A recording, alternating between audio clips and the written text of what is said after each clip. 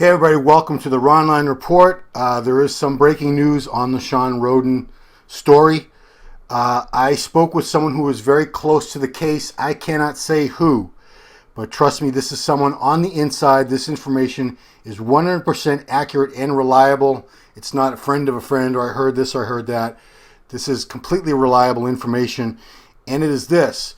Shawn Rhoden did take not one, but two lie detector tests shortly after this alleged incident that occurred last October, and he passed both of them. He took a standard polygraph, which you're all familiar with, and he also took a new type of lie detector test used in various law enforcement circles called iDetect. I never heard of it until today. So what is iDetect? It uses subtle movements of the eye to measure stress, often associated with deception, while the polygraph uses other bodily responses to the same purpose. While neither test is admissible in court, both tests are used by a variety of law enforcement and intelligence gathering agencies. So Shawn took those both. He passed them both. So when you pass both of them, the accuracy, even though this is not admissible in court, but it's a sign definitely in his favor.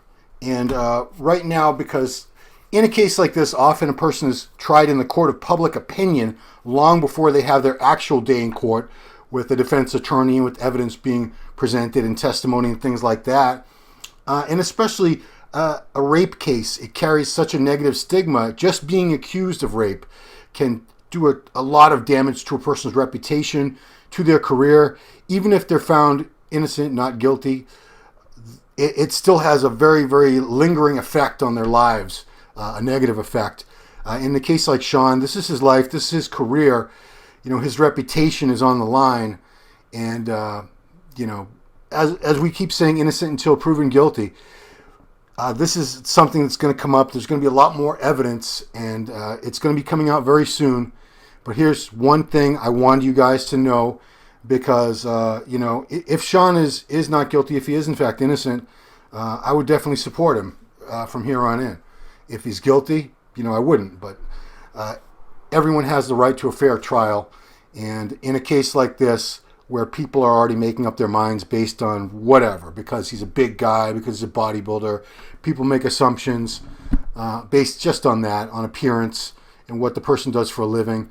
So to reiterate, I have it on very, very good authority from someone who is on the inside, very close to this case, that he did, in fact, Shawn Rhoden passed two different types of lie detector tests that were based on questions as to whether the act in question was consensual.